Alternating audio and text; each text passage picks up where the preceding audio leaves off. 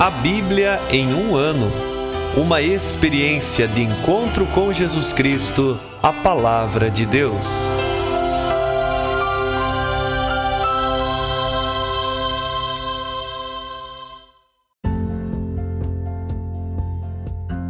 Olá, eu sou o Alesiandro, seminarista da Diocese de Ponta Grossa, Paraná. Você está ouvindo o podcast A Bíblia em um ano. Usando um plano de leitura cronológico, vamos ler a Bíblia inteira em 365 dias, descobrindo como a história da salvação se desdobra e se atualiza em nossas próprias vidas e na vida da Igreja. Estamos usando a Bíblia Católica com a tradução oficial da Conferência Nacional dos Bispos do Brasil. Você pode baixar o plano de leitura completo por meio de um link que você encontra na página do Instagram abiblia.emumano ou do facebook.com/seminariopg. Inscreva-se nesse podcast por meio da plataforma que preferir para receber as notificações diárias dos novos episódios.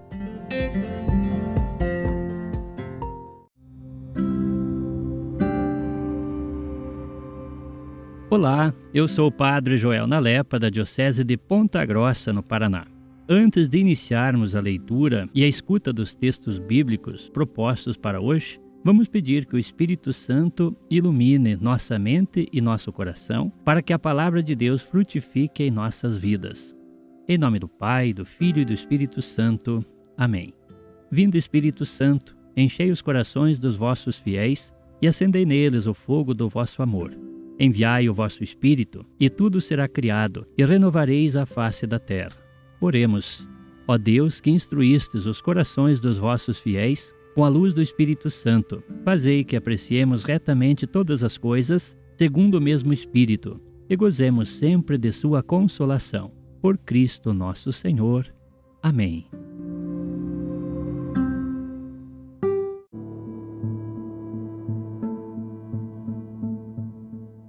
Hoje é o dia 284 do nosso podcast. Nós leremos os livros de 1 Macabeus, capítulo 3, também o livro de Sirácida, capítulos 7 ao 9, e o livro de Provérbios, capítulo 22, versículos do 5º ao 8º. 1 Macabeus, capítulo 3. Em lugar de Matatias, surgiu Judas, chamado o Macabeu. Deram-lhe apoio todos os seus irmãos e todos os que tinham ficado do lado de seu pai e que combatiam com entusiasmo por Israel. Ele expandiu a glória do seu povo, revestiu a couraça como um gigante, empunhou suas armas de guerra e travou combates, protegendo o acampamento com a sua espada. Por suas façanhas parecia um leão, um filhote de leão rugindo sobre a presa. Perseguia os ímpios que rastreava, e metia fogo nos que perturbavam o seu povo. Escondiam-se os ímpios com medo dele, e todos os malfeitores foram tomados de pânico. Por seu intermédio, a salvação foi levada a bom termo.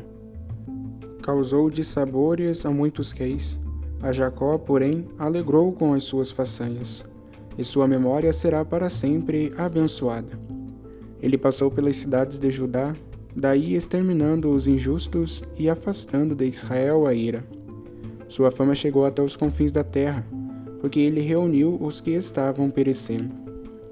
Apolônio mobilizou os gentios e um forte contingente da Samaria, para lutar contra Israel. Informado disso, Judas saiu ao seu encontro, derrotou-o e o matou. Muitos caíram feridos, e os sobreviventes fugiram. Apoderando-se dos seus despojos, Judas ficou com a espada de Apolônio, e daí em diante passou a lutar sempre com ela. Entretanto, Serom, o chefe do exército da Síria, soube que Judas tinha reunido em torno de si grande número de homens fiéis, dispostos a sair para o combate, e disse: Vou ficar famoso e ganhar prestígio no reino, vencendo Judas e seus companheiros que desprezam a palavra do rei. Partiu, pois, e com ele subiu um exército poderoso de ímpios, para ajudá-lo a tirar desforra dos israelitas. Ele avançou até a subida de Bet-Horon, onde Judas foi enfrentá-lo com pouca gente. À vista da multidão que vinha contra eles, disseram os homens de Judas: Como poderemos nós, tão poucos, lutar contra tamanha e tão aguerrida multidão? Ainda mais que estamos hoje extenuados e em jejum. Respondeu Judas: Não é difícil que muitos caiam nas mãos de poucos, pois não faz diferença para o céu salvar com poucos ou salvar com muitos. Pois a vitória na guerra não depende do tamanho do exército, mas da força que vem do céu. Eles vêm contra nós transbordando de insolência e impiedade, para exterminar a nós, nossas mulheres e nossos filhos, e levar tudo o que temos. Nós, porém, lutamos para defender nossas vidas e nossas leis. O próprio Senhor os esmagará diante de nós. Não tenhais medo deles. Tendo terminado de falar, Judas atirou-se de improviso contra os inimigos. E Serom e seu exército foram esmagados. Os homens de Judas perseguiram-nos pela descida de Bet-horon até a planície. Cerca de 800 inimigos pereceram. Os sobreviventes escaparam para a terra dos filisteus. Então, Judas e seus irmãos começaram a ser temidos, e os gentios ao redor passaram a ter medo deles. Sua fama chegou até o rei, pois todas as nações comentavam as batalhas de Judas. Ao ouvir esses comentários, Antíoco ficou furioso. Mandou reunir todas as forças do seu reino, um exército poderosíssimo. Abriu seu tesouro, distribuiu 1 ano de soldo às tropas e ordenou-lhes que ficassem de prontidão. Percebeu, porém, que as reservas do tesouro terminavam e que os tributos da região diminuíam, devido às dissensões e ruínas que ele mesmo provocara na terra, ao querer acabar com as leis antigas. E ficou com medo de não ter mais recursos, como já acontecera outras vezes, para seus gastos e suas doações, que fazia antes com liberalidade, avantajando-se aos reis que o haviam precedido. Consternado profundamente, resolveu ir até a Pérsia, para recolher os tributos daquelas províncias e reunir muito dinheiro.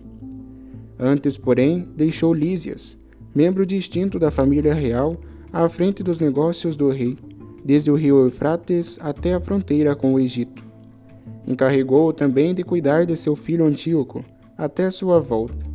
Confiou-lhe a metade das tropas e os elefantes, e deu-lhe instruções a respeito de tudo o que havia decidido, especialmente quanto aos habitantes da Judéia e de Jerusalém. Devia mandar um exército contra eles para esmagar e destruir as forças de Israel e o que restava de Jerusalém, apagando do lugar a lembrança deles. Devia também instalar estrangeiros como colonos em todo o seu território, repartindo a terra deles em lotes. Levando a metade de suas tropas, o rei partiu de Antioquia, sua capital, no ano 147. E depois de cruzar o rio Eufrates, começou a percorrer as províncias do Planalto. Lísias escolheu Ptolomeu, filho de Dorimenes, além de Nicanor e Górgias, homens poderosos entre os amigos do rei. Enviou com eles 40.000 homens e 7.000 cavaleiros, para invadirem a terra de Judá e devastá-la, segundo a ordem do rei. Puseram-se, pois, em marcha com todo esse exército, e aproximando-se, acamparam perto de Emaús, na planície. Quando os comerciantes da região souberam da notícia, muniram-se de ouro e prata em grande quantidade, além de correntes, e vieram para o acampamento, a fim de comprar os israelitas como escravos. Ao exército de Górgia haviam se juntado tropas provindas da Síria e da região dos estrangeiros. Judas e seus irmãos perceberam que a situação se agravava. Exércitos estrangeiros acampavam em seu território, e as ordens do rei eram para que se destruísse e se exterminasse totalmente o povo. Disseram uns aos outros: Reerguemos de sua ruína o nosso povo, e combatamos por ele e por nosso lugar santo. Convocada a assembleia, decidiram ficar preparados para a batalha e começaram a orar, suplicando a Deus por piedade e compaixão. Jerusalém estava despovoada, como um deserto. Nenhum de seus filhos nela entrava ou saía, e o seu santuário estava calcado aos pés. Estrangeiros ocupavam a cidadela, ali se instalaram os gentios. Foi desterrado de Jacó todo o prazer, não se ouvia mais a flauta nem a cítara. Os judeus reuniram-se e foram para Masfa, perto de Jerusalém, onde havia outrora um lugar de oração para Israel. Jejuaram naquele dia, vestiram panos de saco e cobriram de cinza as cabeças e rasgaram suas vestes. Abriram o livro da lei para consultá-lo. Nele, procurando o que os gentios perguntavam às imagens de seus ídolos. Trouxeram também os paramentos sacerdotais, as primícias e os dízimos, e convocaram os narizeus que haviam completado o prazo de seus votos. E elevaram a voz até o céu, dizendo: Que faremos da nossa gente e para onde levaremos? Teu lugar santo foi calcado aos pés e profanado. Teus sacerdotes jazem no luto e na humilhação. Vê as nações coligadas contra nós, para fazer-nos desaparecer. Tu bem sabes o que elas planejam contra nós. Como poderemos resistir contra elas se não vieres em nossa ajuda? Em seguida, fizeram ressoar as trombetas e levantaram um grande clamor. Então Judas designou os chefes do povo, os comandantes de 1000, de 100, de 50 e de 10, e disse aos que estavam construindo suas casas, ou que tinham casado recentemente, ou haviam plantado vinhas, e aos que estavam com medo, que voltassem para casa segundo o que permite a lei. Feito isto, levantaram o acampamento e se posicionaram ao sul de Emaús. Disse então Judas: Preparai-vos e sede corajosos.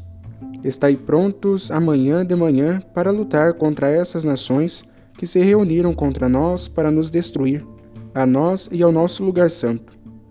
É melhor para nós morrer na guerra do que ficar olhando a desgraça do nosso povo e do nosso santuário. Como for a vontade divina no céu, assim será.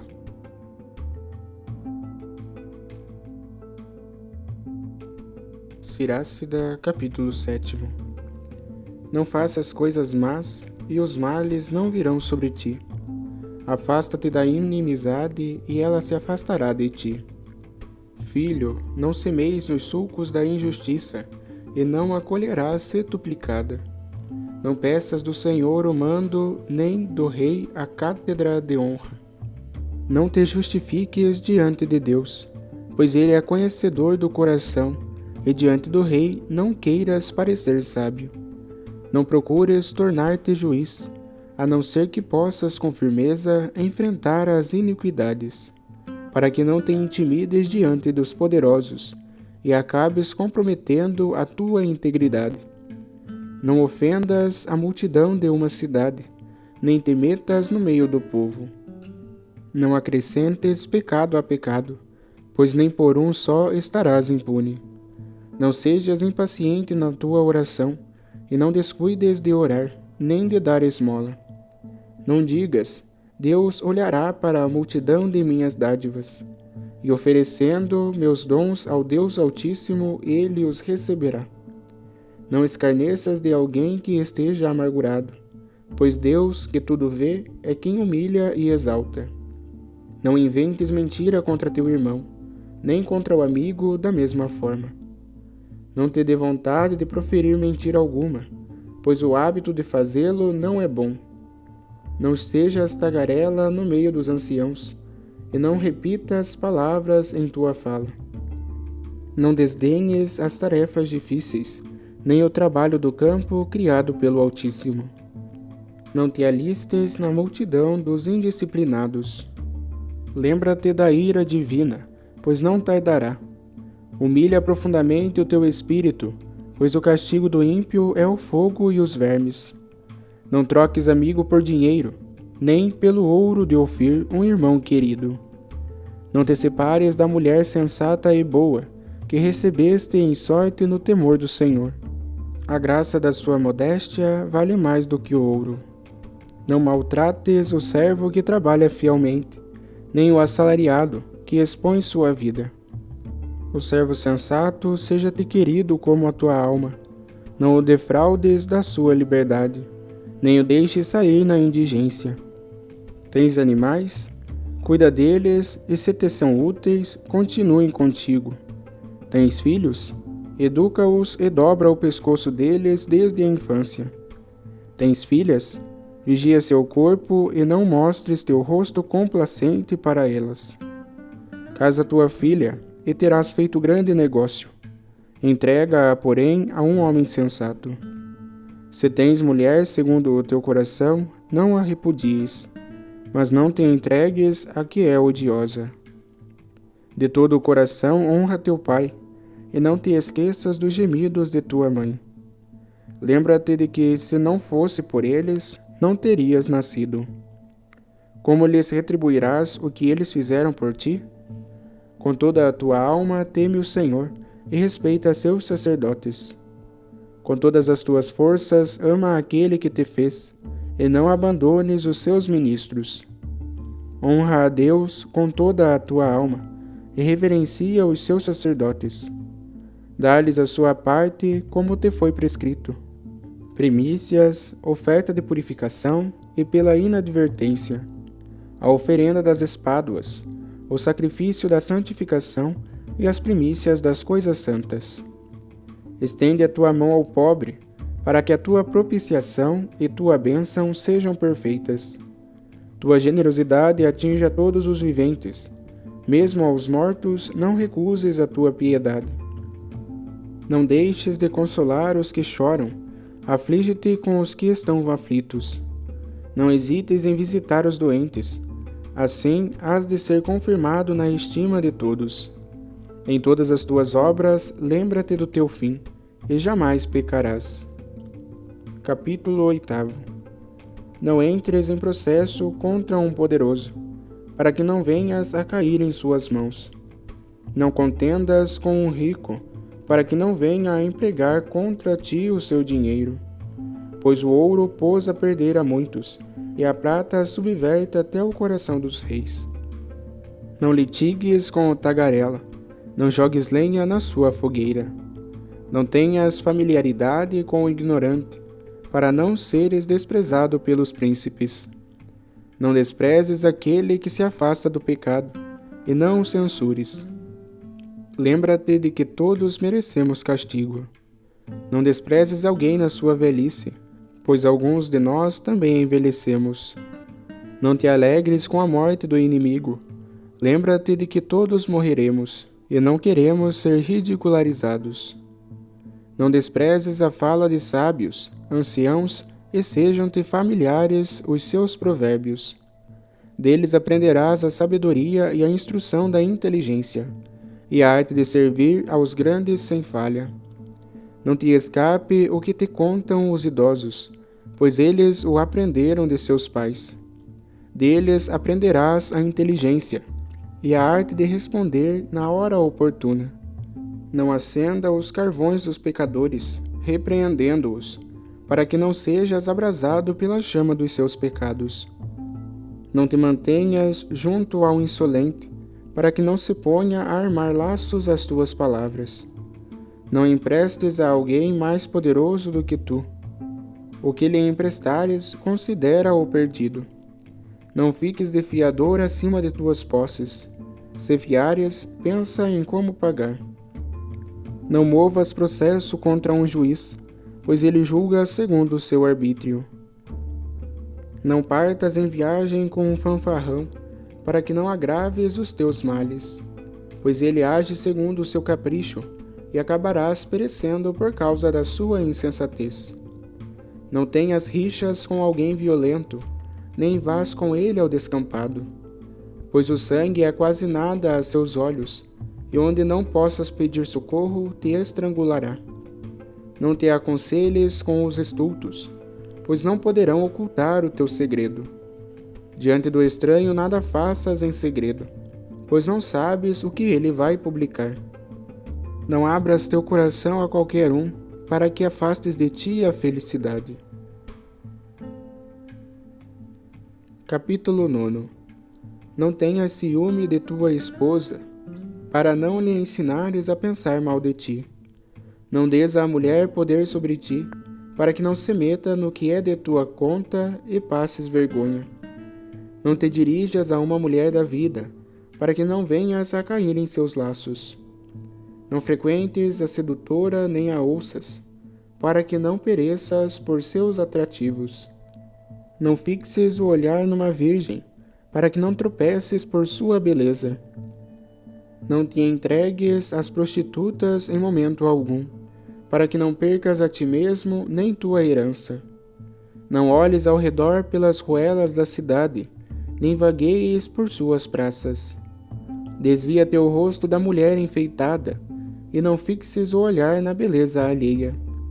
Pela beleza de uma mulher muitos pereceram, pois daí se abrasa a concupiscência como fogo.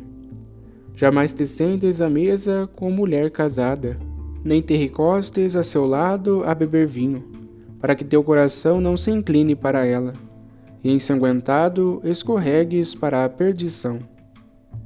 Não abandones um velho amigo, o novo não será semelhante a ele. Amigo novo é como vinho novo, quando ficar velho o beberás com gosto.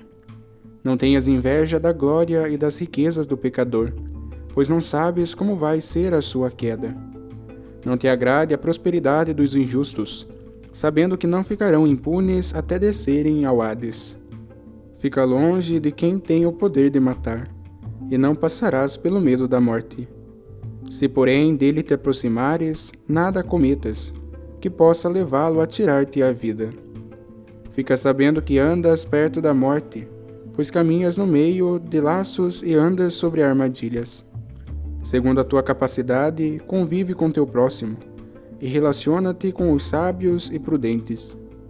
Com o sensato esteja teu pensamento, e toda a tua conversação aborde os preceitos do Altíssimo.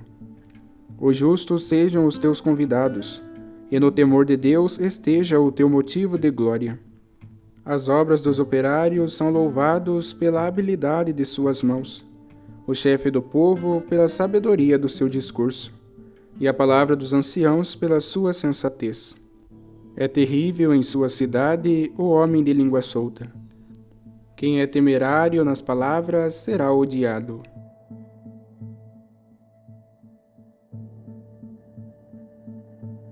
Provérbios capítulo 22, versículo 5. No caminho do perverso há espinhos e laços. Quem é cauteloso passa longe deles.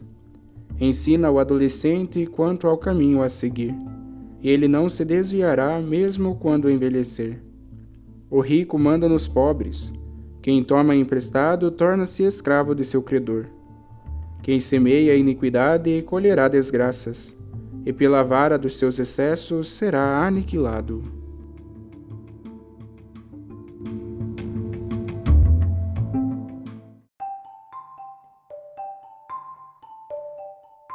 Olá, sou o Padre Jaime Roça, da Diocese de Ponta Grossa, no Paraná. O trecho bíblico que nos foi proposto no dia de hoje, através do 3º capítulo do primeiro livro dos Macabeus, nos mostra a figura de Judas Macabeu, que sucedeu o seu pai Matatias, que foi valente guerreiro e audacioso na luta contra os inimigos. Como o pai Matatias, também Judas lutou valentemente contra os inimigos do seu povo. Congregou em torno de si um numeroso grupo de hebreus que, no seu zelo, lutaram contra aqueles que queriam impor os costumes pagãos ao povo de Israel. Assim, este capítulo relata, de um lado, a perseguição dos comandados pelo rei Antíoco, que pretendia destruir o poder de Judas, e, por outro lado, os hebreus congregados em torno de Judas Macabeu, que se dispuseram a lutar em defesa do conteúdo da lei de Deus. No livro do Eclesiástico encontramos a continuidade dos conselhos dados e recomendados a quem quiser viver na sabedoria. Depois de uma longa série de nãos a respeito daquilo que se deve evitar, há algumas referências ao comportamento correto, isto é, àquilo que se deve praticar, tais como honrar pai e mãe, respeitar os sacerdotes, etc. Além disso, há outras recomendações quanto ao comportamento individual, que precisa estar alicerçado sobre a humildade. Deve-se, pois, evitar o orgulho a todo custo e, ao mesmo tempo, estar atento às necessidades do próximo, especialmente dos pobres. Os 4 versículos do livro dos Provérbios também nos alertam de que é preciso viver com sabedoria e fidelidade. É necessário fugir do caminho da maldade e seguir o caminho da humildade. Quem semeia a iniquidade colherá desgraças, mas quem é generoso será abençoado. Não faças coisas más, e os males não virão sobre ti. Afasta-te da iniquidade, e ela se afastará de ti. Os textos de hoje são, portanto, um apelo à fidelidade no cumprimento da lei de Deus, mesmo que haja perseguição e crítica àquilo que fazemos. É preciso obedecer a Deus antes que aos homens, alertava o apóstolo Pedro, quando sofreu a perseguição por parte das autoridades que queriam impedi-lo de pregar o Evangelho. Mas a palavra de Deus ouvida no dia de hoje é também um apelo a que também nós, instruídos pela palavra de Deus, evitemos o mal e pratiquemos o bem. E as disposições com as quais nós praticamos o bem e auxiliamos o nosso próximo precisam ser as disposições da humildade e do serviço desinteressado. É necessário, pois, haver uma pureza nas nossas intenções, de tal modo que as nossas ações sejam feitas unicamente por Deus e pelo bem do nosso próximo. É preciso, portanto, evitar toda forma de soberba, pois na medida em que nós demonstramos uma verdadeira pureza do coração, nós podemos ver a Deus, como nos dizia o próprio Jesus. Bem-aventurados os puros de coração, porque verão a Deus. Que o nosso dia seja iluminado pela palavra que ouvimos e que Maria, nossa mãe, aquela que por primeiro se deixou envolver pela palavra, nos ensine a buscar em primeiro lugar as coisas de Deus e do seu reino, evitando tudo o que possa impedir-nos de nos aproximarmos de Deus. Que o Deus da paz nos abençoe no dia de hoje e nos faça fiéis aos seus apelos. Que a bênção de Deus Todo-Poderoso, Pai, Filho e Espírito Santo, desça sobre vós e permaneça convosco para sempre.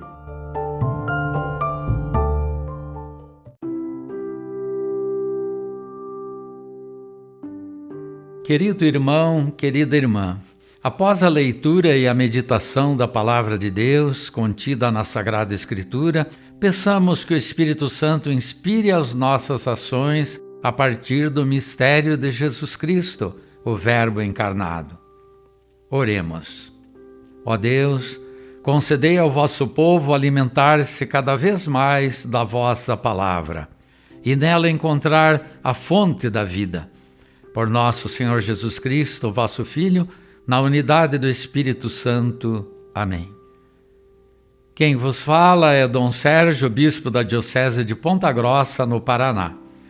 Que desça sobre vós a bênção de Deus Todo-Poderoso, Pai e Filho e Espírito Santo. Amém.